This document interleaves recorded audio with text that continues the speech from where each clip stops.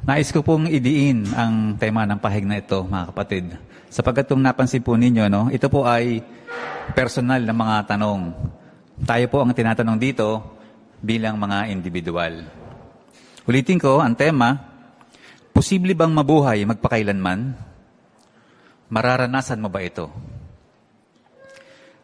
Tanungin ko po kayo mga kapatid at mga kaibigan.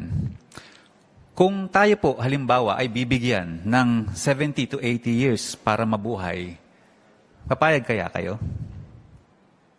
Magiging kontento na kaya tayo sa ganung kaiksing buhay o kaiksing panahon?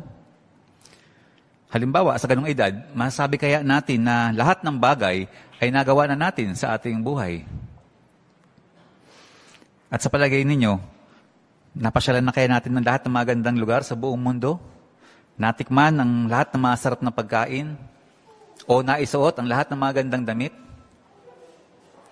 Bueno, kung ang sagot natin sa lahat ng tanong na ito ay hindi, kung gayon, hindi sapat ang 70 to 80 years upang mabuhay, pagkatapos tayo rin ay mamamatay, hindi ba? Hindi sapat iyon. Kulang na kulang iyon. Pero yan po ang nakalulungkot na katotohanan na ang buhay ng tao ay talagang umaabot na lamang sa average na 70 to 80 years.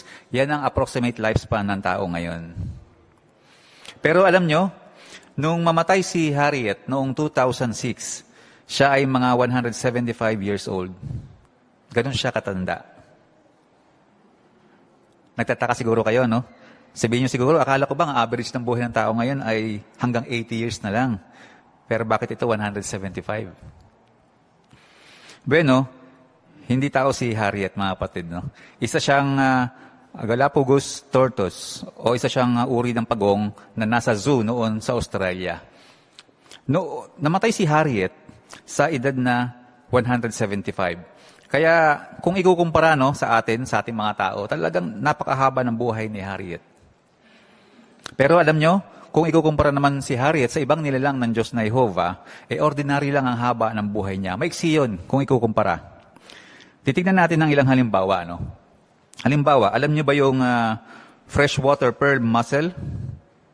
Isa siyang shellfish, at ayon sa mga mananaliksik sa Finland, ito ay posibleng mabuhay ng 200 years. So medyo malapit siya doon sa edad o sa buhay ni Harriet, yung pagong kanina binanggit natin kanina. Isang halimbawa lang yon. Ang isang pang halimbawa na binanggit to, yung burrowing clam o yung ocean quahog.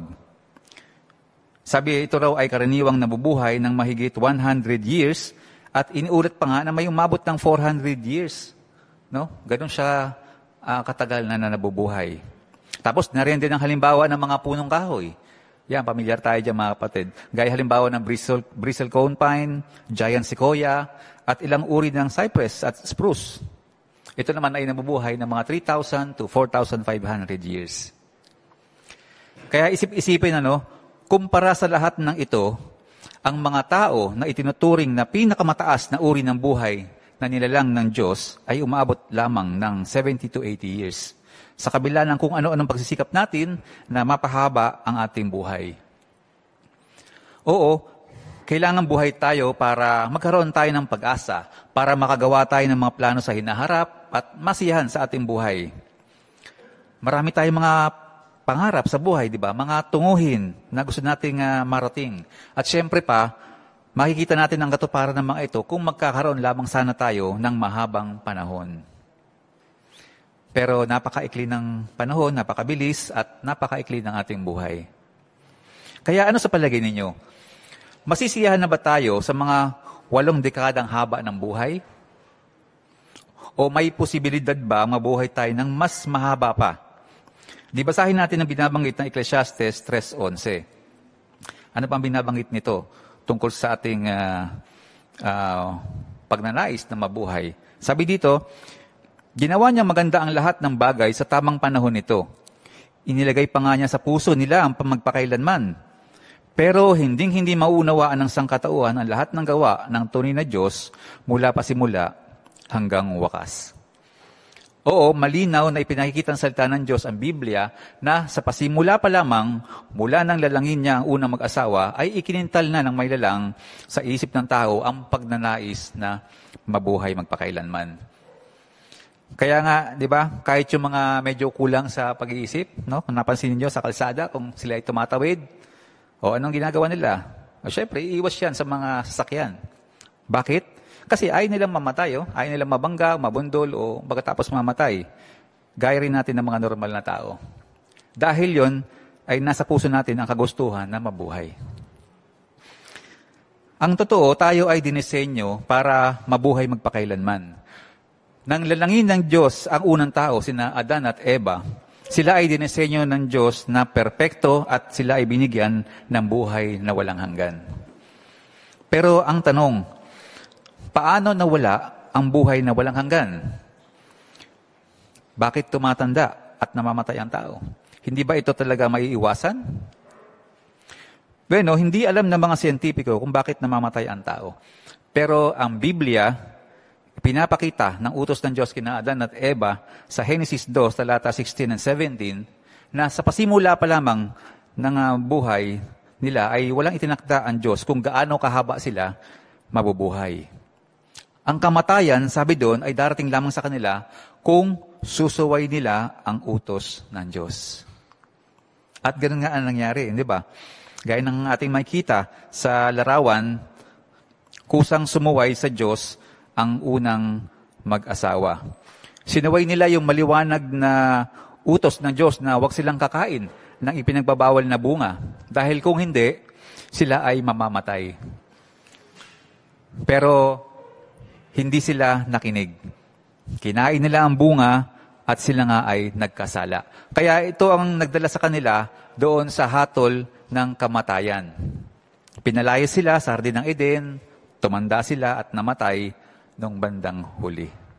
So doon nila naiwala ang kasakdalan ni Adan at Eva at umikli ang kanilang buhay, pati na ang buhay ng kanilang mga naging supling. Ngayon, baka maitanong ninyo, no? Kung sila lamang ang nagkasala, bakit pati tayo nadamay?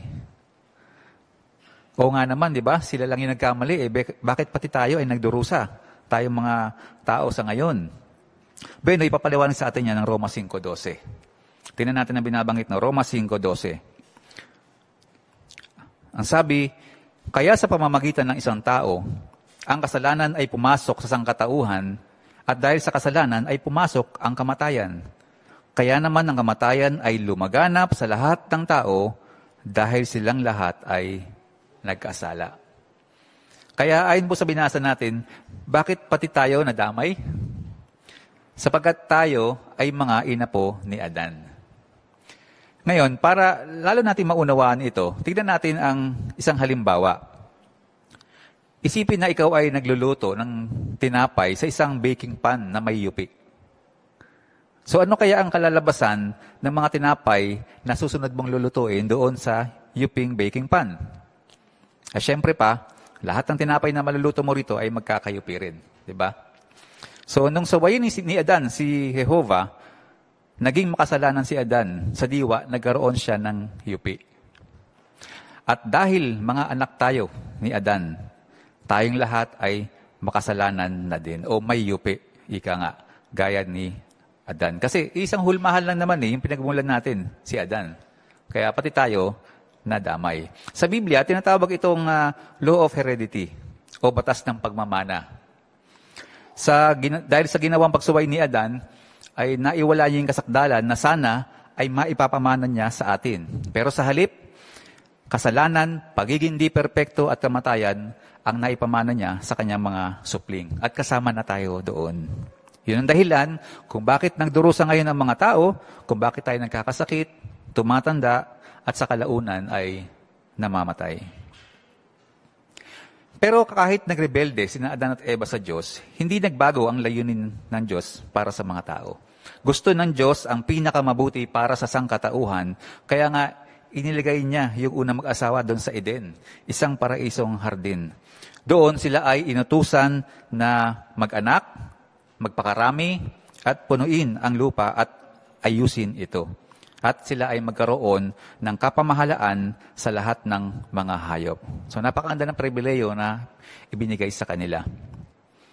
Kaya maliwanag sa tagubiling ito ng Diyos sa kanila na talagang gusto ng Diyos na Jehovah na ang buong lupa ay maging paraiso na tahanan ng buong sangkatauhan.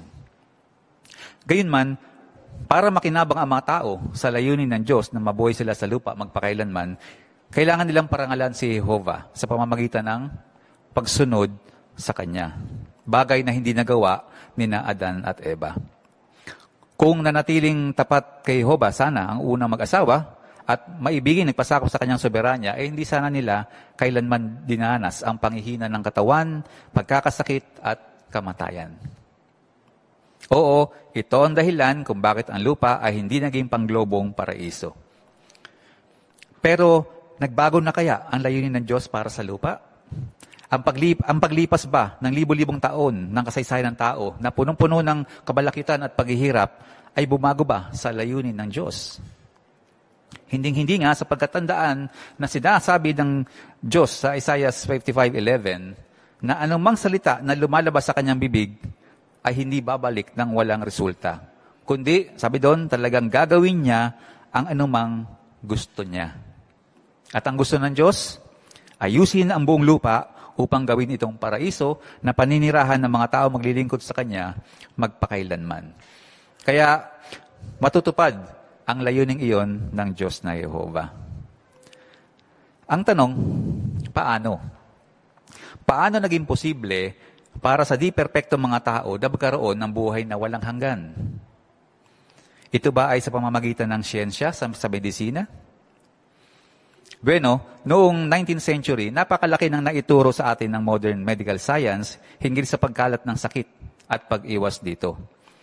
Ang pagsulong sa medisina, sabi, ay nagbigay daan sa panggagamot na gumagamit ng antisepsis, ang kalinisan upang mabawasan ang impeksyon. At talagang napakaganda na naging resulta nito.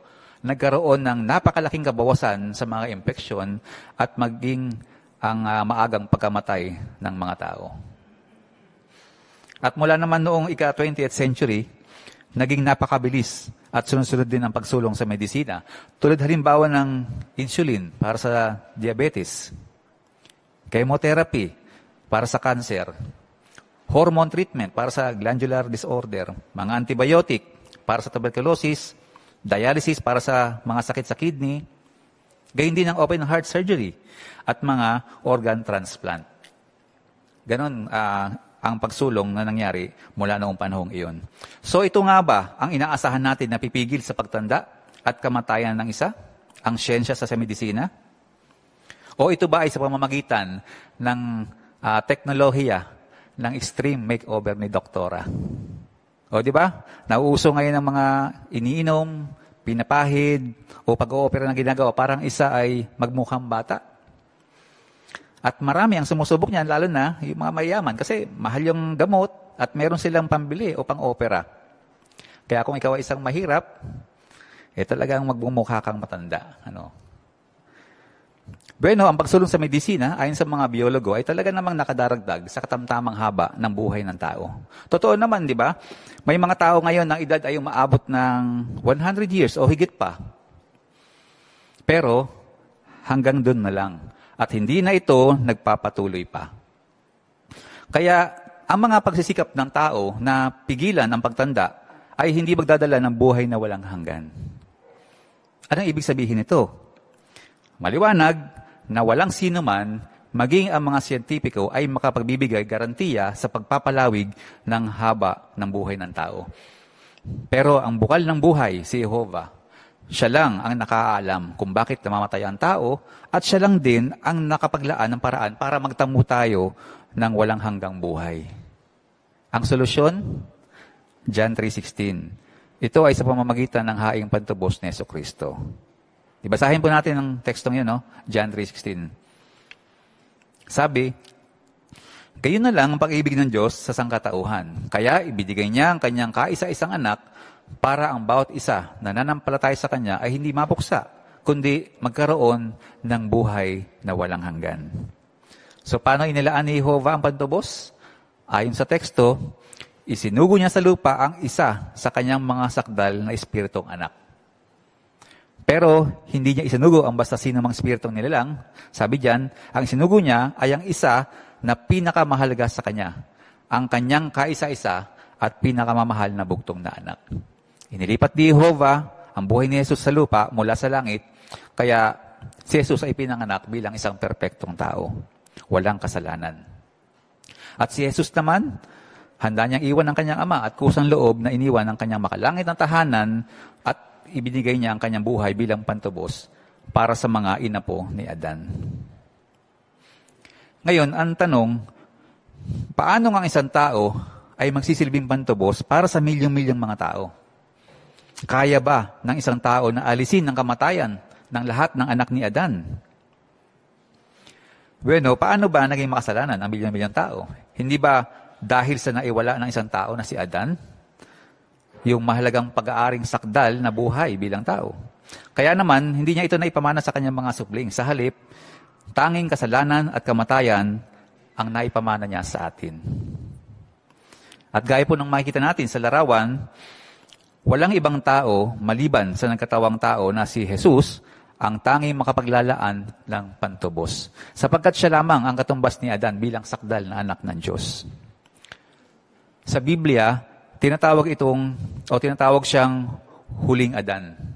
Pero ang kaibahan niya kay Adan ay hindi siya kailanman nagkasala. Si Jesus ay naging tapat sa Diyos hanggang sa huli.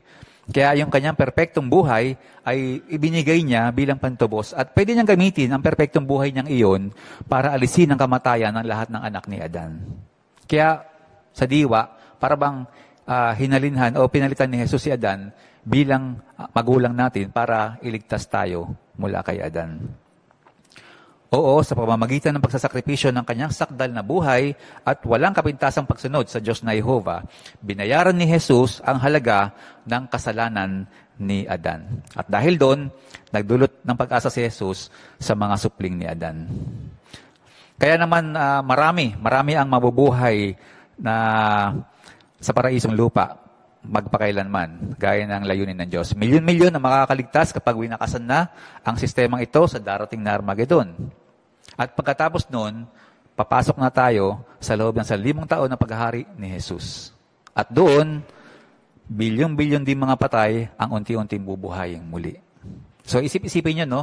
Ang mga mahal natin sa buhay ay makakapiling nating muli sa bagong sanlibutan. Hindi ba napakasaya nun ang mabuhay kasama nila ng walang hanggan sa bagong sanlibutan?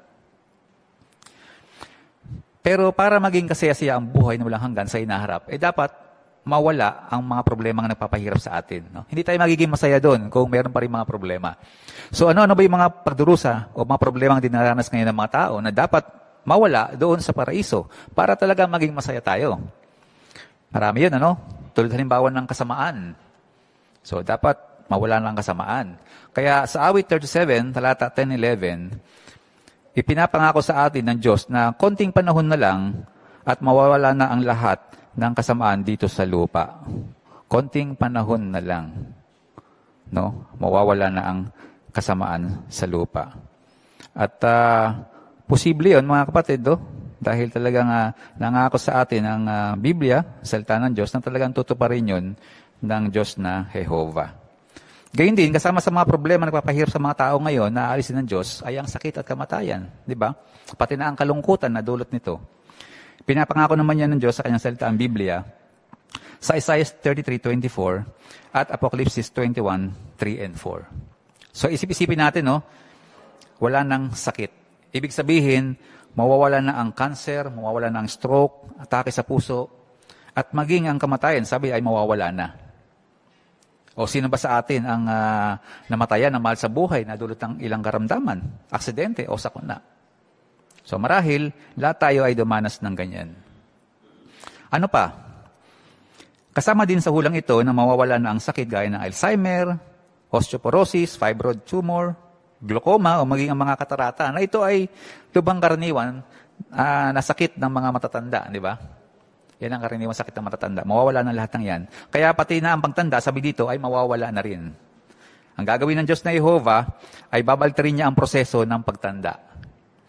Kung ngayon, ang mga bata ay tumatanda sa paglipas ng panahon, pero doon sa paraiso, baligtad ang mangyayari. Ang matanda ay muling babata. So napakasaya nun, di ba? Tayo ay magiging mas malusog at mas malakas Magigising tayo tuwing umaga mula sa mahimbing na pagtulog, taglay ang panibagong lakas, kasiglahan at pananabik para sa isang bagong araw ng masiglang buhay at nakasisiyang mga gawain. Oo, ang mga pinsalang dulot ng pagtanda ay totoong mababaligtad. Yan ay inihula naman ng Job 33, talata 24 and 25. So isipin nyo yun, no, mga kapatid.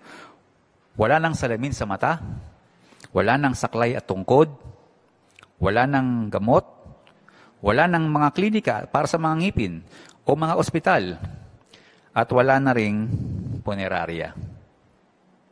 Wala na ring St. Peter na pupuntahan. No? Oo, sa bagong sanlibutan o sa paraiso, hindi na kailanman maaagaw ang kaligayahan ng tao doon dahil sa sama ng loob at panlulumo, dulot ng sakit, kamatayan at pagtanda. Dahil lahat ng ito ay totoong mawawala na. Hindi rin masasabing paraiso ang isang lugar kung hindi mapayapa ang kalagayan sa buong mundo at marami ang magugutom, di ba? Hindi yung paraiso kung gano'n ang kalagayan. Kaya sa awit 72:7, inihula na sa hinaharap, ang mga tao sa bagong sanlibutan ay magiging mapayapa at sagana. Doon sa bagong sanlibutan, ay malaya kang makakalakad sa gabi nang wala kang inaalalang may masamang mangyayari sa iyo. Dahil talagang mawawala na ang krimen, karahasan, at pati na mga digmaan. Talagang magiging mapayapa ang buhay natin doon. Kumusta naman sa pagkain? Isa rin yan sa problema na nagpapahirap sa mga tao ngayon. Maraming mga bansa ang nagugutom. Kaya sa awit 72:16, nangangako ang Diyos na magkakaroon ng saganang butil sa lupa. Sabi pa nga kahit daw doon sa taluktok na mga bundok ay mag-uumapaw. So, anong ibig sabihin nito?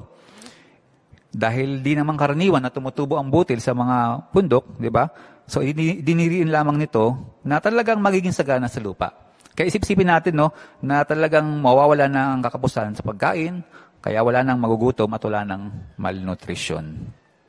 Oo, sa hinaharap ay magiging kasesiya ang buhay na walang hanggan. Bukod sa mawawala ng lahat ng mga problema natin, hindi rin tayo maiinip o mababagot doon sa bagong sanlibutan sapagkat maraming mga bagay tayo na tutuklasin kapag tayo ay naroon na sa bagong sanlibutan. Mga bagay na tutuklasin na hindi pa natin marahil natutuklasan sa ating panahon ngayon. Maraming bagay yon. Doon, pag-aaralan natin ang iba't ibang mga nilalang ng Diyos na Jehovah. Pag-aaralan natin ang iba't ibang uri ng mga hayop. Halimbawa, ang ibon, leon, elepante, oso, isda. O yung isda. O halimbawa na lang, mga kapatid. Ilang klase ba ng isda ang kilala natin sa ngayon, sa ating panahon? Baka tayo ay familiar lamang sa mga isda na tinitinda sa palengke o kaya inaalagaan sa aquarium. Di ba? Pero alam nyo ba na mayroong 32,000 klase ang isda? 32,000, no? Ganong karami ang uri ng isda. Halimbawa, narinig niyo na ba yung isang uri ng isda na tinatawag na cichlid? Yung cichlid, no? Alam niyo kung ilang taon daw aabutin ng pag-aaral sa isdang ito? Ganito ang sabi ng isang siyentipiko, no, hinggil sa kanyang pag-aaral sa uri ng isdang ito. Sabi niya, para sa akin, ang mga cichlid ay naging kawili-wiling 14 na taon na pag-aaral. So isipin niyo yun, ganun katagal pinag-aralan ng isang uri ng isdang ito, 14 years. Kaya kung ang isang uri na ito ng isda ay abot ng 14 years na pag-aaral, ilang taon pa kaya ang kakailanganin natin na pag-aralan ang lahat ng 32,000 na klase ng isda? Isda pa lang yan, ano? Paano pa kaya ang pag-aaral sa iba pang mga hayop? Halimbawa, ang ibon, sabi ito raw ay mayroong 18,000 na klase. At ayon sa mga biologists, ang mga mammal ay mayroong 6,400, mga amphibian, 7,000, mga reptile, 10,000, at ang pinakamarami ng mga insekto na may bilang na 900,000 na klase o uri. O isama na natin dyan ang mga halaman at puno na ayon naman sa mga botanista, ito ay may bilang na humigit kumulang 391,000. Ganong karami. Kaya boring ba? Boring ba ang buhay sa paraiso? Hindi magiging boring ang buhay dahil napakaraming lihim ang tutuklasin natin doon sa bagong sanlibutan. Oo, kapag tayo ay sakdal na, makikilala natin ang lahat ng nabubuhay na kinapal sa lupa, sa dagat, at sa himpapawid. Gayon din kapag tayo ay nabuhay ang pakailanman, magkakaroon din tayo ng pagkakataon na matuto ng mga bagong kasanayan. Ito man ay sa musika o kasanayan sa paggamit ng mga instrumento o paggamit ng mga tools para sa pagpapaganda ng paraiso. May pagkakataon din tayo na makapaglakbay sa iba't ibang panig ng lupa at magkaroon tayo ng mga bagong kaibigan. Di ba? Masaya yun, di ba? Makapaglakbay. At isipin na lang ang kagalakan natin na makita yung mga ninuno natin na binuhay muli. Siguro marami tayong itatanong, no? Kapag nakita natin sina Noe, Moises, Abraham, David, at iba pa. Pero, ang pinakamahalaga dito mga kapatid, sa bagong sanlibutan ay higit nating makikilala ang pansansinukob na soberanya, ang Diyos na Jehovah. Patuloy tayong matututo tungkol sa Kanya at magiging mas malapit sa Kanya. Oo, ang pagsamba natin sa Diyos doon ay patuloy na magdaragdag ng yaman at kaligayahan sa ating buhay. Ngayon, balikan natin ulit ang ikalawang tanong ng tema o yung dalawang tanong ng tema sa pahayag na ito. Una, posible bang mabuhay magpakailanman? Anong sagot natin? Oo, maliwanag naman, di ba, na talagang ginawa ng Diyos na Jehovah at ng kanyang anak na si Jesus na maging posible ang buhay na walang hanggan sa pamamagitan ng haing pantubos. Pero ano kaya ang sagot natin doon sa ikalawang tanong? Mararanasan mo ba ito? So napansin niyo muli, no, yung tanong, ang tinatanong dito ay tayo bilang mga individual, no? Mararanasan mo ba ito? Kasi kahit tayo ay naniniwala sa pangkalahatan na posibleng mabuhay ang pakailanman ng tao, pero dapat pa ring piliin ng bawat isa kung tatanggapin niya ang maibiging paglalaan ng haing pantubos. Kaya kumusta ang paraan ng ating pamumuhay? Ipinapakita ba natin na ito ay totoong-totoo sa paraang iginagawi natin bilang mga Kristiyano? Kumikilos ba tayo kasuwato ng mga kahilingan upang matamo natin ang buhay na walang hanggan sa paraiso? Kasi kung hindi, baliwala rin ang pagkaalam sa katotohanan ito. Kaya ang sagot sa ikalawang tanong ay nakadepende sa bawat isa sa atin. Bawat isa ay dapat magpasya kung tatanggapin niya ang pantubos at sundin ang mga yapak ni Jesus o hindi. Oo, ang pag-asang ito ay mararanasan natin. Depende sa kung paano natin ipinapakita ngayon ang pananampalataya kay Jesus at sa kanyang haing pantubos. Kung talagang pinahalagahan natin ang pag-asang buhay na walang hanggan, na naging posible dahil sa haing ni Jesus, nanaisin natin gawin ang mga bagay na iniutos sa atin ng Diyos na Jehovah. At para naman sa mga bisita namin na narito ngayon sa mga inaaralan sa Biblia, kung nais din po ninyo makinabang sa walang hanggang kinabukasan, may ilang pangunahing kondisyon na dapat maabot ng bawat individual upang siya ay maging kwalipikado sa kaloob na iyan. Paano nyo ito magagawa? Basahin natin ang huling teksto.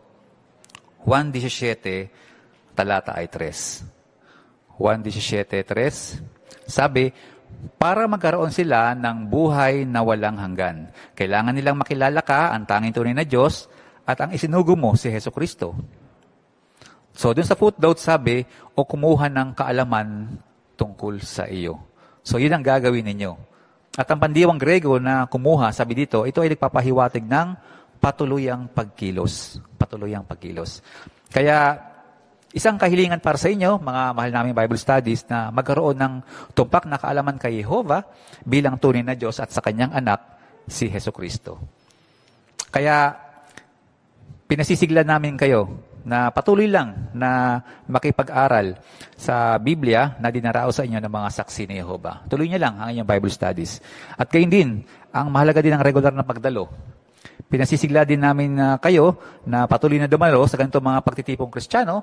Dahil sa ganitong mga pagtitipon, tayo rin naman ay nasangkapan ng tumpak na kaalaman tungkol sa ating Diyos na Jehovah at sa Panginoong Hesukristo. Kaya hinihimok namin kayo na patuloy lang na makipagsamahan sa mga saksi ni Jehovah upang kayo ay mapatibay na manatili sa tamang landasin ng buhay. Oo, kung gagawin ninyo ang mga hakbangin ito, ngayon pa lang ay mararanasan na ninyo ang espiritual na paraiso. Maraming salamat po at magandang umaga sa inyo.